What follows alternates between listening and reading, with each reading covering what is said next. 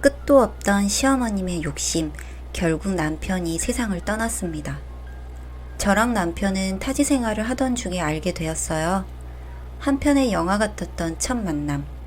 옆 건물에서 서로 살고 있었는데 집 앞에 작은 카페가 하나 있어요. 그런데 아무래도 집 앞이라 항상 그곳을 갈 때는 생얼에 모자를 푹 눌러쓰고 급하게 커피를 테이크아웃 한 뒤 집에 와서 여유롭게 마시고 시간을 보내던 주말. 그런데 그 사람을 그때 그 카페에서 처음 마주쳤죠. 서로 한참을 피식했던 게 제가 입은 트레이닝 세트와 심지어 모자까지 똑같이 입고 있던 어떤 남자. 모자는 달라서 다행이다 싶었을 정도로 누가 보면 둘이 커플룩을 입고 온 커플이라고 생각할 정도로 똑같이 하고 나타난 남자를 보고 토끼 눈을 뜨다 피식했는데 그 남자도 저를 위아래로 보다 피식하고 카페 주인이 한 곳에 담아드릴까요? 라는 질문에 전 아니요. 남편은 네. 그렇게 또 피식. 같이 나오긴 했지만 씻지도 않고 급하게 나온 서로의 모습이 부끄러워 인사만 하고 각자 집으로 갔죠. 그렇게 몇 번씩 마주쳤고 왠지 모를 설레임이 자리를 잡더라고요.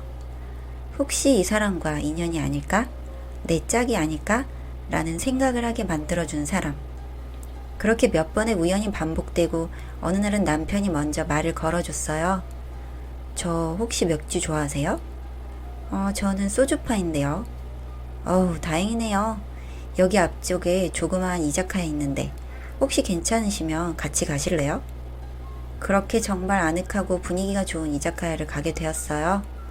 그곳에서 남편과 저는 이런저런 얘기를 나눴고 나이차도 1살 차이 공통적인 게 참 많은 걸 알게 되었고 이 사람에게 호감이 생겼습니다. 그렇게 이런저런 얘기를 하면서 서로를 알아가게 되었고 참 조심스럽지만 박력은 있는 그런 남자의 모습에 사랑을 하게 되었습니다.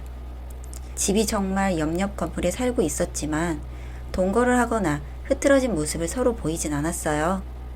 이유는 그렇게 편해지기 시작하면 한도 끝도 없다는 걸 서로 어느 정도는 알 나이였고 이 설레임과 각자의 사생활을 지켜주면서 그렇게 연애를 했고 저희는 알콩달콩 나름 잘 만나고 3년이 되던 해에 결혼에 골인했습니다.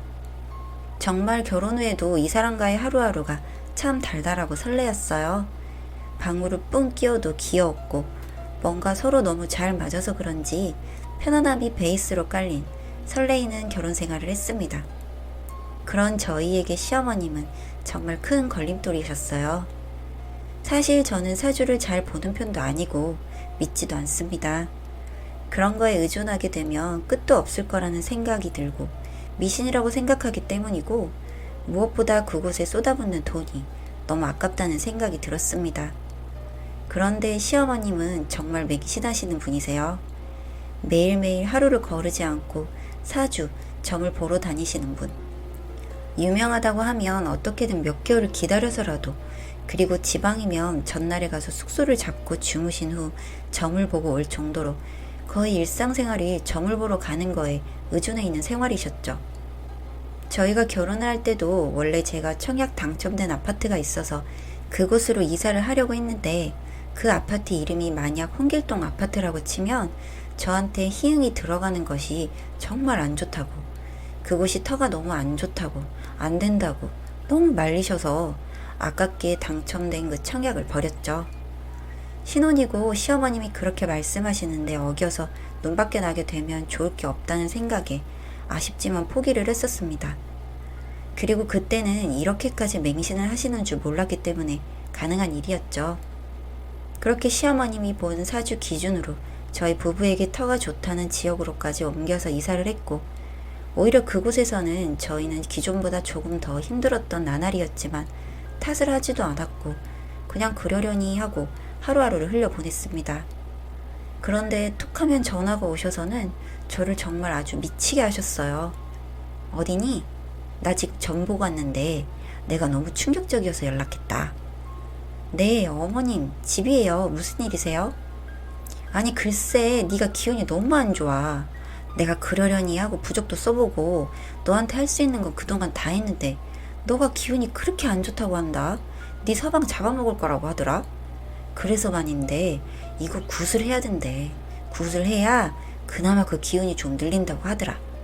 너 그러다 과부되고 내 아들 잃으면 난 진짜 못 산다. 이번 주말에 굿하게 너네 둘 다 시간 좀 내라. 네? 아니 어머니 갑자기 그렇게 말씀하시니까 조금 당황스러워요. 저 이번 주말에 제 조카 돌잔치 있어서 가야 되는 거 아시잖아요. 지금 돌잔치가 문제니? 네가 우리 아들을 잡아먹는다는데 그게 지금 잔말 말고 주말에 주소 주는 곳으로 늦지 않게 와라. 아니요 어머님, 하나밖에 없는 언니가 조카인데 어떻게 그 돌잔치를 가족인 제가 안 가요. 이건 말이 안 되는 일이에요. 어머님 어디서 어떤 말을 들으셨는지 모르겠지만 전 굿하는 것도 싫어요. 그리고 그 비용 제가 알기로는 상당한 걸로 아는데 아버님 아셔서 또 다투시면 어쩌시려고 그러세요. 이게 말하는 거 웃기네. 내가 지금 나조차고 이러니? 넌 과부되고 내 아들 잡아먹는다는데 내가 지금 눈에 뵈는 게 있겠니? 얘는 진짜 사람 이상하게 만드는 재주가 있네. 아니 어머니 죄송하지만 못 가고 이 부분은 남편 오면 남편이랑도 상의를 할게요. 그리고 아버님한테도 말씀을 드릴게요. 솔직히 한두 번도 아니고 저도 더 이상은 어머님 이런 말씀, 부탁 힘겨워서 못 살겠어요. 못 살면? 네가 어쩔 건데? 얘 봐라. 말하는 게 딱이네. 너 숨겨둔 남자 있지? 네가 아주 꼬리가 셀 수도 없다고 하더라. 우리 아들도 그렇게 꼬여내서는 우리 아들 목숨까지 넘보고. 넌 내가 됐다. 내가 오늘 니네 집 가마. 기다려라. 이렇게 일방적인 통보. 그리고 그걸 싫다고 거부를 하게 되면 정말 너무 무섭게 돌변하시기 바쁘셨어요. 이렇게 대화 중에 처음으로 너무 기분 나쁜 티를 내니까 그게 감정이 상하셨는지 바로 집으로 오셨고 난리가 났죠. 이런 어머님 때문에 가장 지친 사람은 한평생을 함께 살아오신 아버님. 오시자마자 어머님을 끌고 나가시려고 했고 저한테 그러셨어요. 내가 미안하다. 네 시엄마 전화 오는 거 다 찾아내라. 절대 받지도 말고 연락도 하지 마라. 그날은 그렇게 해결이 되는가 싶었고 이후에도 하루 건너 하루 매일같이 전화 오셔서는 제가 자꾸 남편을 잡아먹는다고 하더라고요. 사람이 칭찬도 한두 번이고 계속 반복적으로 저런 말을 듣게 되면 저 역시 지치고 미칠 것 같더라고요. 이걸 대체 어떻게 하면 좋을까? 별 생각을 다 하던 중 남편과 다툼이 생겼습니다. 원래 남편은 사무실에서 근무를 하던 사람인데 현장을 나가서 일을 하겠다는 거죠. 그런데 위험부담도 있고 저는 결사반대를 했어요. 돈을 더 버는 것보다 당신이 안전하고 편안하게 일을 했으면 좋겠다. 제발 원래대로 일을 해라. 난 진짜 싫다. 라고 며칠을 다투다 결국 제 말을 듣지도 않고 현장으로 나가서 일을 하게 된 남편. 하루하루가 불안했어요. 혹여나 사고가 나진 않겠지? 한평생 사무직하던 사람이 무슨 현장을 나가겠다고. 미치겠었죠. 이 부분은 아버님이랑 상의를 했었는데 아버님 역시도 말씀하셨어요. 위험 부담이 있는 일은 너 혼자인 몸일 때나 하는 거다. 총각일 때. 지금 네가 지켜야 하는 마누라도 있고 언젠가 아이도 태어날 텐데 그런 아빠 남편은 안 된다. 돈을 덜 벌어도 원래대로 일을 하는 게 좋겠다. 라고 하셨음에도 저런 선택을 한 남편. 이상하리만큼 기분이 좋지 않은 아침이었어요. 여느 때와 똑같은 일상인데 왠지 모르게 기분이 좋지는 않던 아침. 남편 밥을 차려주고 웬일인지 늦었다며 아침을 먹지 않고 가는 남편을 쫓아 두유라도 손에 쥐어주고 그렇게 남편이 안 먹고 간 아침을 먹었죠. 점심시간 때는 칼같이 전화 오던 사람이 웬일로 전화가 없고 그냥 그날 하루는 기분이 이상했어요. 남편의 퇴근 시간이 6시인데 거의 다 다가온 4시 무렵. 저녁은 뭐하지? 장이나 보러 가야지. 준비를 하던 찰나에 울린 벨소리는 남편이었죠. 아 여보 바빴어? 전화도 안 하고. 저 민재 부인이시죠? 아 네 누구세요? 저 민재 직장 동료인데요. 지금 땡땡병원 응급실로 빨리 와주셔야 할 것 같아요.